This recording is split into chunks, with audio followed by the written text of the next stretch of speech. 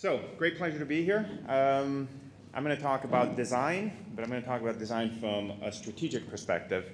So what I mean by this word pairing, which I actually am not a great fan of because everyone talks about design, and design's everything and nothing, and everybody's doing strategy, so it's probably potentially the worst word combo. But what we're trying to capture is the idea that if traditionally design is understood as shaping products, we're looking at design and its ability to shape decision making. That's fundamentally what. I work for a sovereign fund, and we have a very broad mission to help Finland become more innovative, more competitive. And really what I'll talk about is the challenge of doing innovation in the public sector. And I have a very broad definition of public sector. I don't mean it just the public sector, but one could say more broadly is the challenge of doing shared value innovation, so to speak. While I was in academia and taught for 10 years, I've become very lazy with my quotes, so I use other people's quotes without referencing them, and then I sort of phrase them in my own words. But this is Einstein's quote, which is basically, today's problems won't be solved by the logics that produce them. And this is sort of fundamentally the kind of mindset that I think we bring to the table. Is if you look at the Euro crisis and the sustainability challenges and the healthcare challenges, we've created problems as a result of the logics that we've applied to our world, and somehow we're under the assumption that by applying those same logics, we're going to somehow solve them. And I think this is fundamentally flawed. We need a new vantage point. So what kind of innovation, just broadly speaking, are we talking about? I think as a society and sort of globally, we're quite well tooled to dealing with innovations of the part. What I mean by part is a phone, a car, a syringe, a Band-Aid. What we're not equipped to do in terms of the science, the knowledge of how, or the institutions, is we haven't built the capability to innovate the whole. We don't know how to innovate healthcare. We don't know how to innovate the sustainability challenges. We don't know how to innovate so on and so on. And yet these are the challenges that are really challenging our ability to be competitive and our way of life, so to speak. So this is where I want to kind of come into. And a lot of it has to do with the question that we know there is a problem. Everybody's talking about healthcare. Everyone's talking about the environment. What we actually don't understand is what the problem is. What drives value on this issue? How do you create value? When I was at Harvard, I had the honor of leading a healthcare project looking at stroke and the care delivery cycle of stroke. And I realized that basically what we're doing in the US and in Europe is we're building systems on top of flawed principles. And we're focused on making sure that we have a more efficient, better patient throughput based on the wrong principles. So much legacy is built around the core principles. We need to go back and revisit them. And stroke, we're trying to figure out how we can get more people through the bad system as opposed to the right people through the right system. So I want to take you back to 2008 subprime challenge that we've been experiencing in many ways. And I want to bring two perspectives to the table that in a way help illustrate the fact that we actually don't know what the problem is. So this is Bush, I believe it was in September 2008, talking to the public for the very first time about what is just happening. And my point here is going to be that the most strategic vantage point, the man at the top of the pyramid, was not aware about some very fundamental issues. And it just demonstrates how far behind we are in terms of our ability to tackle these issues. And then I'll give a counterpoint to this, which will show fundamentally the same, I think, flawed issues. So what is he going to say? He says, it turns out, so I love this opening statement, as if the man at the top of the pyramid wasn't aware. So it turns out that there's a system, and he's going to do this with his hands. He's going to try to give shape to something that he can't quite grasp. And when there's a problem over here, say in the financial sector, it doesn't just affect the financial sector, it affects the whole. And people. So this is the kind of astonishing kind of conclusion. So we see that at the political level, if the politician's role is actually to create a vision about a better state, if that's the role of politicians, is so now north is a better direction for us to go, and this is why. There aren't actually the building blocks to understand actually how do we create a better tomorrow. But let's hear this in his own words. It turns out that Can we turn? there's a lot of interlinks throughout the financial system. The system had grown to the point where a lot of people were dependent upon each other. And that the collapse of one part of the system wouldn't just affect a part of the financial markets, it would affect the average citizen. Imagine that, right? So we don't understand the interconnected systemic nature of the challenges that we have in front of us. All right? Now, without taking any kind of political position here, we can look at the other side of this. And this is Waxman grilling Greenspan at congressional hearings on the same issue.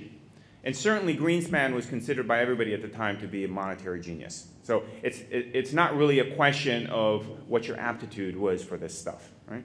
And what is basically going to boil down in this, I think, very remarkable set of statements is that Greenspan says, you know, I had a model. I actually had this. I understood what this was. The problem is it was flawed. And I had data for 40 years to support my worldview. In fact, you'll hear the word ideology being used as an alternative to model, but that's fundamentally what he's talking about. And he had data for it for 40 years, just to figure out that actually he had constructed the wrong model. He didn't understand what the principles actually were that governed the system.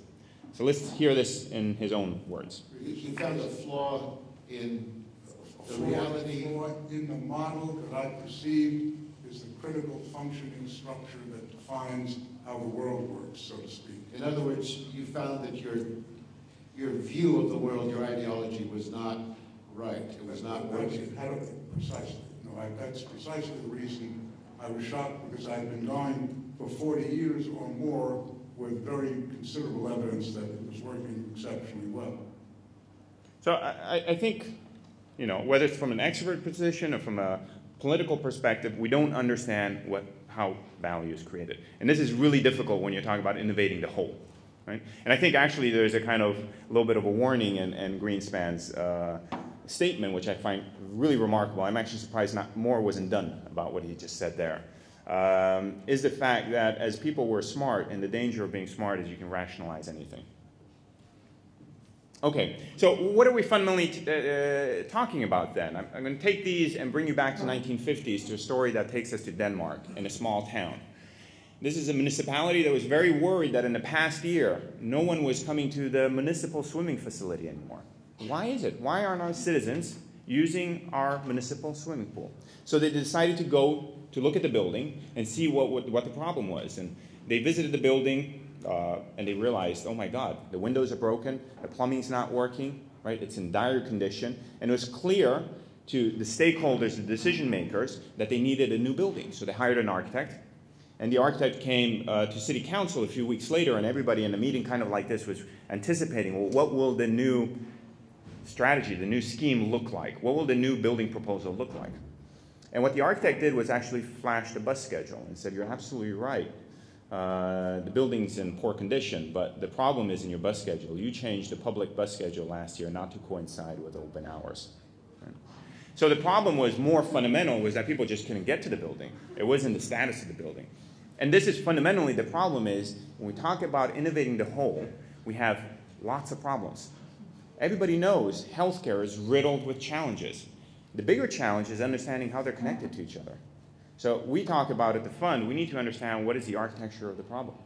We need to understand that you can't just look at the building, you need to understand the broader context and see in it that there's a bus schedule and there's other things and so on, and they're interconnected. And once you have that, you can start talking about what's the architecture of your solution, figure out what things need to be phased in relationship to what and how delivered. Right? We're missing that, I would argue, completely.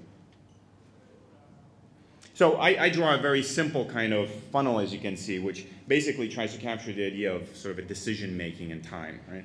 So on the one problem end, you start by, whether organizations or individuals, having a fuzzy notion that there's something out there you need to tackle, and then you develop a strategy or an approach or whatever, and at some point you say, okay, we need to make a chair that is for this market segment at this price point, for example. Right? So you have a solution. And as the designer, this is where we've traditionally operated. We've been sort of brief servant. We've been waiting for the client to tell us what they need. And when I was in the US, a nice phrase is, unfortunately, frequently, especially with the swimming pool, we know that the brief is wrong. And when we get to large-scale innovation, we know that we don't understand how to put it, so we can't assume that there will be a well-formed idea of what that is. So what do I do as a designer? Because I'm at the bottom of the food chain here. I can put lipstick on a pig, right? I can make something ugly look a little prettier. Or I can try to work upstream. And this is what we talk about strategic design. It's actually working in this upstream problem framing bit and helping stakeholders understand what is the broader realm they're working in and the interconnected nature of that. So why is this so challenging? Two things. We don't have the science, broadly speaking, and the other one is we're not tooled in terms of institutions to work this way. So let me focus on the second bit. I'm quite blunt, and I offend a lot of people, so I hope we'll leave here today feeling amicable towards each other. But we're basically living in 18th century institutions that are dealing with 21st century problems, right? Let me give you an example from the public sector. Why do we in Finland and in many other countries have the Ministry of Communication and Transportation? Who came up with that organization? It makes no sense to me. So I was thinking about it, and I was going, well, maybe in 17-something, when they were putting the first train lines, it was logical to put the phone lines along the train lines. And when they were building the first roads, it seemed logical that the ponies with their mail would go down those roads. So it made sense to maybe bundle organizations that would look at the integration of these two things. But in this day and age, come on, we know that our email doesn't go by pony and it doesn't follow trains, and we communicate and we move in completely different logics. It doesn't make sense to bundle it, but we've inherited the legacy of those institutions. The other way to look at it is we know in Finland and elsewhere one of the big drivers for our ability to maintain our way of living and to be competitive in this world is dealing with the sustainability issues more broadly. Sustainable development. We don't have a ministry for that, even though it's the core of sort of our future. We have the energy bit in the Ministry of Trade and Industry. We have the transportation bit in the Ministry of Transportation and Communication. We have the housing bit in the Ministry of Housing. We have the environment bit in the Ministry of the Environment. I could go on, you get the picture, right? And you know what I discovered is that these organizations actually have really different cultures. I thought that ministries operated the same way. No, completely different cultures inside. They have their own budgets, they have internal reward systems, and I will say that any innovation that deals with the whole, that cuts across, will happen in spite of our institutions, not because of our institutions. What's become quite interesting, I think, in Europe at least, 2010, the UK came out with its sort of first semi-severe budget cut. And this meant about 35% budget cuts across some kinds of services, institutions, completely disappearing. And I think the idea that we could maintain the same fundamental principles and the same kind of so-called architecture or engine and just make it more efficient is just not going to work. It's not about efficiency. It's really about rethinking. If I give you a car and I tell you I'm going to take 2 tires and half the engine off, it's not a car anymore. You can't make something smaller with less. There's a point where actually you have to rethink the principles. So I need somebody, I need some skill set to take this half car, which is ridiculous, and maybe turn it into a motorcycle, right? I can put those bits in a different relationship to each other so that it actually produces value for me. So I think what's exciting and daunting at the same time is these severe budget cuts and the severe situation is going to force us to actually look for new solutions, not just refine what we have. So what do I mean by the architecture of the solution then, if we're going to rethink things and go back to the Danish example? Let me run really quickly. This is where you're going to get a little bit of whiplash, but I hope it's okay. And run through a project that we've been working on for the last 3 years. It's called Low to No. It's about creating sustainable urban development in Finland. And the idea we have in Finland is a very challenged one, which is the European and American, is that we don't have new cities here. We have old cities. So the whole discussion around eco-cities, which is very exciting, doesn't pertain directly to Europe, because we're not building cities from scratch with principles from scratch. So what we need to do is twice as hard, I would almost argue, is one is, which nobody has figured out, what makes for a sustainable development. What's zero carbon, carbon neutral? We don't quite know. And the second thing is, how do you then transition the current legacy to be that? Hence, low to no suggests that you can't get to no carbon. You have to go through a low carbon strategy. It's a transitional approach. And it's in this new part of Helsinki, which is somewhere out there. And that little dot represents a city block that we were given the rights to develop. And what we decided to do when we started the project is we brought 2 developers on board. We're building 200 apartments. That's their business.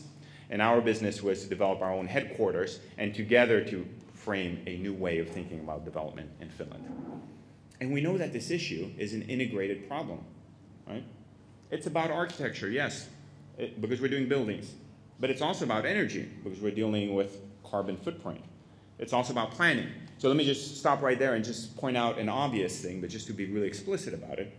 In Finland, we love zero energy homes. I couldn't care less, because zero energy in itself has no value if it's not, for example, planned correctly. Right? So if my zero energy home is here and I work over here, I will undermine all the benefits through transportation, right, that I can accumulate here. So we know that it's part of a bigger solution to put that and have well-integrated, we might say mixed-use approaches to development. For example, we bring different functionalities together as opposed to separate functionalities in the city. So we've always known that the architecture, the energy, and the planning thing need to be integrated. That we have 3 different ministries for these things, for example. We also know that if I have zero energy that's really well planned, but I like to eat 5 kilos of Brazilian meat a day, I'm going to be problem shifting somewhere else, right? So you know probably the term cost shifting, especially in healthcare. Well, that's what we're doing with these issues because we haven't defined what the boundary of the problem is. And this is very challenging. So we knew that we needed a team that could deal with this. It wasn't an architectural challenge. It was an integrated challenge. Right? So we brought many disciplines to the table. We worked with a team that eventually won our public procurement, which was an Arab-led team that brought the sustainability framework. We had Sauerbrück Hutton from Germany bringing the architecture. And we had Experientia from Turin in Italy that brought consumer behavior, because the behavioral aspect is a very important thing in it. And we had locals working in this partnership. And this is just to give you a little bit of flavor. Yes, we have the building, but actually the building is really a Trojan horse to change the environment. Right? We're changing the energy policy a bit. We're changing the food production and logistics and the kinds of services we're bringing.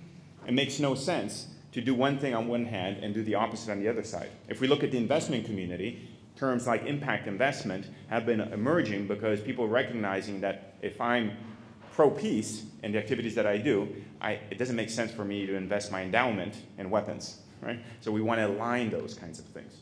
That was an extreme example, by the way. But we need to also think about this footprint question, not just in terms of energy of the building, not just the consumer stuff, but it's also embodied issues, right? Materials, what kind of materials do we use? So we have local food, low carbon food, we have eco laundry services on site, and we actually are selling and renting the apartments with no saunas. So we got our developers to say no saunas. Because what would normally happen here is you'd have 200 apartments with 200 saunas being heated for 3 hours every day so people could bathe for 15 minutes. Not very energy efficient. And there's a great tradition in Finland of communal saunas, so we're bringing that back in. So we have one sauna, and what does that do? You have one sauna instead of 200 saunas, so it's kind of clear benefit there. But I would say the even better benefit is the fact that what has become a private endeavor returns to becoming a public endeavor. And hence people meet and help build more resilient communities. And I think actually communities that are most resilient are the ones that are going to be most competitive in the future. So this question about developing sustainability and the integrated nature of that challenge is not a technology-driven issue. It's fundamentally a cultural-driven issue. We talk about design. I would say in Finland we don't design, we execute. Developers here or elsewhere say draw this, because it's not fundamentally understood that design is not about executing the brief, but is actually helping frame value, in a way shape a business plan.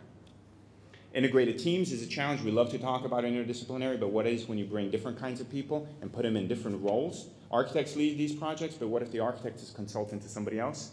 And integrated also means that the client, the owner, is at the table, not just paying the bills, but actually shaping the business opportunity. This is a cultural project.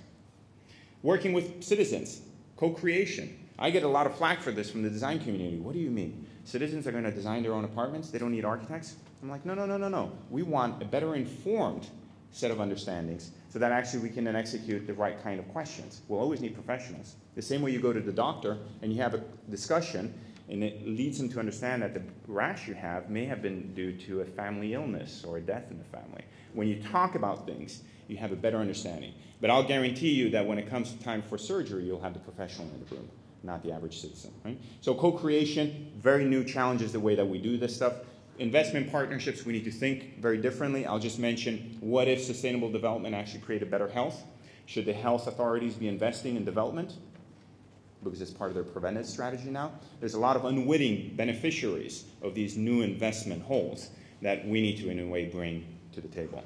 New ecosystems for services. Consumers don't want to make bad decisions. I don't think so. But they make a lot of misinformed decisions about when they use energy and how they use it.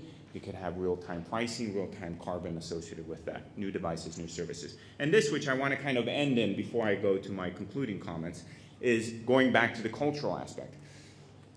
Wood is a really strategic question in Finland in construction industry.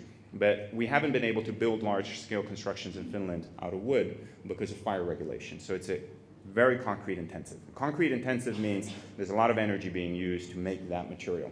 And it also doesn't have the benefits of wood, is that each time a tree grows, it absorbs carbon, and when I cut it and put it into a building, it's basically I'm storing carbon. So the more I cut, the more growth I have, the more carbon sink I create at a national level. So not only is there the industry interest in developing higher value products beyond pulp, but also there are strategic issues about could Finland be carbon neutral and in a way leverage that in this kind of fuzzy landscape of carbon right now. So what I find interesting is in Sweden, they've been using wood for 20 years. So here you have basically two communities. They're the same. We're in the same climate zone. We're basically socioeconomically the same. We have everything the same. And the facts are the same on the table. And one community will tell me wood burns, and the other community says wood does not burn. So clearly it's not a question of the facts, and it's not a clear question about technology. It's a question of risk and cultural predisposition for things. So as I said, these questions are, yes, about the architecture of institutions, et cetera, but they're fundamentally cultural challenges. And this is our project. This is the architecture of the solution in a kind of fuzzy way. But we need to change fire regulations. And as a government agency, we can do that. We can pull different people together and have new investment partnerships that would not happen naturally. But because by virtue of our ability to, in a way, show the value that's been created, we can do that. We activate citizens for this kind of project. Smart interfaces, new retail models, et cetera, et cetera, et cetera. But who's doing this kind of work? The ministry is doing one of these little things, and it's taking its logic in this direction versus that. What entities are responsible for doing this kind of work is, I think, a fundamental question. So I'll end on this very quickly just to tell you that one of the many activities we do at the fund is a platform we call Helsinki Design Lab. And this is really to say this shared value innovation, we don't really know how to do that. It's kind of, and we really don't know how to do innovation at the large scale in the public sector. But there are pockets of communities out there, teams, that are doing really interesting work. So could we collect them and start, in a way, developing a lexicon, a set of skills, toolkits, about how you actually deliver projects that have this kind of shared value, broader mission associated with it. And then can we start scaling that up? Right? So it's a learning and exchange platform. And one of the things we do is we run studios. So what I just showed you is basically a bit like a studio. It takes us many years. Could we do that in a week was our question. Because the political cycle can't afford for 4 years of exploration. So what do? We choose broad topics that we feel are at the core of Finnish competitiveness. Whether it's the question about aging population, is it a problem or an opportunity? Perhaps an opportunity. Huge purchasing power, a lot of assets there, and a lot of knowledge. A bit like venture people. You got knowledge and money, right, if you want to think of it in those terms. Lots of services that haven't been developed. Opportunity for growth, et cetera, et cetera. Could we make Finland carbon neutral? Another big question. Or could we rethink education? We think we have a good education system, but maybe, just maybe, we've perfected yesterday's system, but we haven't created tomorrow's system. And we bring 8 people for a week in Finland and deeply immerse them in the system. 2 of them are local, but 6 are outsiders. Why outsiders? Because if I bring the same people, we're all from the same gene pool in Finland, and we know that there's some things you can't talk about. So when I bring outsiders, they'll touch all the taboos within the first 5 minutes, right? And so we're talking about grandma, although we couldn't talk about grandma amongst ourselves for ages, right? So suddenly you open things up. The other thing is they bring 6, 7 different frameworks, and a lot of experience. And what these are a Noah's Ark of the perspectives we feel are critical for this issue. Right? We have a designer whose role is to lead, not facilitate or moderate. That assumes that the group on itself, you just need to let it percolate. But actually, it's a more active role of actually synthesizing, integrating, a little more like a CEO role rather than just a moderator. And they have a very simple but very daunting task. 1 week to come up with a vision for strategic improvement, not process improvement, not how do you take what we have and make it a little bit better, but really create a big leap in value. And what are the top 10 things you would do right now to get us there? Not to build the thing, but what are the next steps? So we bring these kinds of teams. This is on aging. We have, yes, Alberto Hawley, an economist, which you need a health economist. But we also have John Rourke, who is a doctor from Stanford. And his specialty is the ethics of dying. Right? Because as public sector has less and less resources, we will be confronted with very difficult ethical fundamental questions. When can't we support grandma anymore? When can the public not anymore do that? So this is the kind of integrated approach that we try to bring. This is the one around education, rethinking education. We have neurodevelopmental psychologists in there. We have people from different countries looking at different education approaches, et cetera, et cetera. And sustainable development here. First day is they get the strategic picture from the minister, from leading specialists. The second day they do a light ethnographic. We put them in the field. And they go visit schools. They see the realities, and they quite quickly can pick up some of these cultural stuff. And then after that, it's up to them to figure out how they want to use the rest of the week. They have discussions here like with elderly, and we end on a Friday with what we would do in studio and a design school, is we pin up all the work and we have a discussion. And we have a strategic discussion with the stakeholders. So the minister and the deputy mayor for this and this, they're all there. And they have a discussion that they probably haven't had, especially in this format. And we had, for example, on the education one, we had the director for National Board of Education in Finland, the top cheese that deals with sort of primary schools. And he said, I can't believe you did this in 1 week. And what did that mean? That in 1 week, we had done what a 2-year strategic team had been doing. We'd come up with ideas that they hadn't even considered. And the problem with that he had is when you do these really heavy processes, is that all the political capital is expended in running the process. The political cycle's over and nothing gets done. So we need to also quick sketches of what to do next. And then we migrate to dinner, because there's nothing better than lowering the barriers between the what-ifs by socializing people and ideas. Kiitos says thank you, and that's a piece of chocolate. Thank you.